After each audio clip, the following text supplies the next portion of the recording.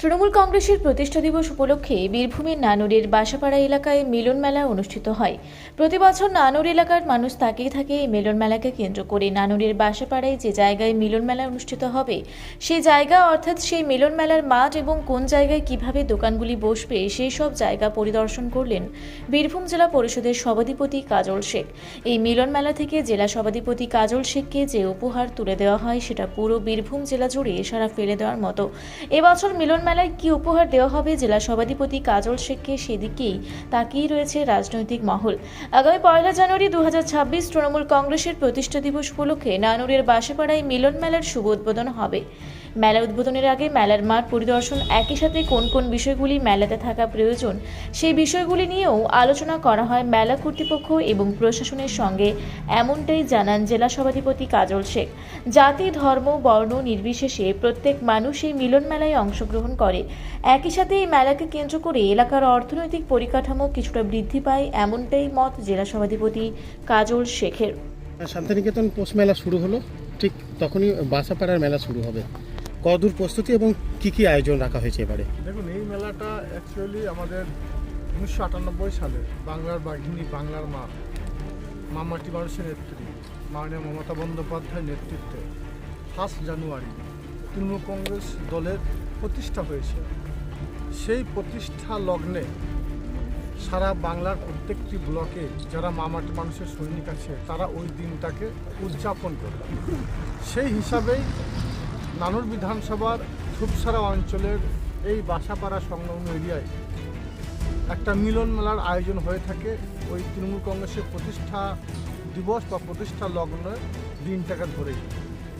স্বভাবতই আমরা নানুর বিধানসভা সহ বীরভূম জেলার বিভিন্ন প্রান্তে যারা মমতা বন্দ্যোপাধ্যায়ের সৈনিক আছে তারা সেখানে উপস্থিত হয় এবং ওই দিনটাকে আমরা সেলিব্রেট করি। সেই উপলক্ষেই রাজ্যের বিভিন্ন প্রান্ত থেকে যারা দোকানদার আছে তারা এখানে দোকানে প্রসাদ সাজায় এবং এই এরিয়ার যারা মায়েরা, বোনেরা, দাদারা, কাকারা আছে তারা এখানে এসে উপস্থিত হয়। কয়েকদিন ধরে এই মেলাটা চলে। এখানে মিলন মেলা জাতি, ধর্ম, মতামত নির্বিশেষে সকল সম্প্রদায়ের মানুষের এখানে একটা সমাগম হয়, প্রায় লক্ষাধিক মানুষের সমাগম হয়।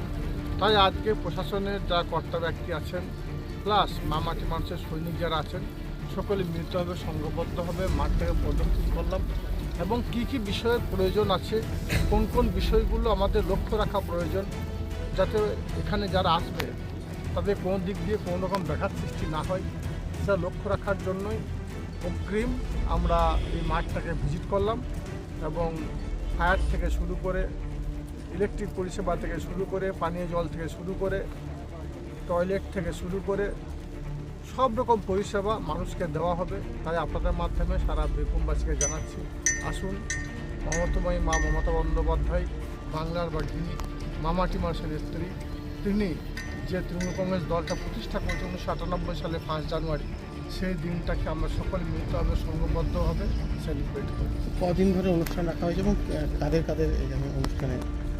অনুষ্ঠানটা 8 দিন ধরে চলবে। রাজ্যের যারা বড় বড় সেলিব্রিটি, সম্ভবত নুসরত জাহান আসছে, দীপিকা পাল আসছে, আরও যাত্রা যেগুলো বিলুপ্তির পথে আমরা বিগত দিনে দেখতে পেতাম যে গ্রামগঞ্জের মানুষরা নিজেরাই যাত্রা গান অনুষ্ঠান করত।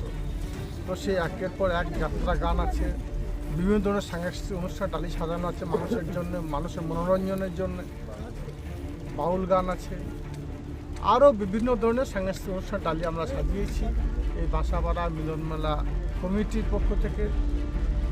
তো এই 8টা দিন আমরা সকলে সংঘবদ্ধ হয়ে মিলিতভাবে আলাপ আলোচনা সাপেক্ষে আনন্দরস উপভোগ করব। বিভিন্ন ধরনের সাংস্কৃতিক অনুষ্ঠানে যে টালিগুলো সাজানো আছে সেই সাংস্কৃতিক অনুষ্ঠানগুলো আমরা দেখব, এনজয় করব এবং সঙ্গে সঙ্গে মাননীয় মুখ্যমন্ত্রী মাননীয় মমতা বন্দ্যোপাধ্যায়কে এখান থেকে নত মস্তকে সকলে মিলিতভাবে প্রণাম জানাবো। কারণ সেই বাংলার মা, বাংলার বাঘিনী মমতাময়ী মমতা বন্দ্যোপাধ্যায় যার জন্যে পিছিয়ে পড়া বাংলা এগিয়ে গেছে, নানুর বিধানসভা মানুষ তথা বীরভূম জেলা তথা বাংলা মানুষের কাটাকাটি পুরোপুরি রাহাজানি থেকে মুক্তি পেয়েছে। স্বভাবতই ওই দিনটা আমাদের কাছে একটা স্মরণীয় দিন।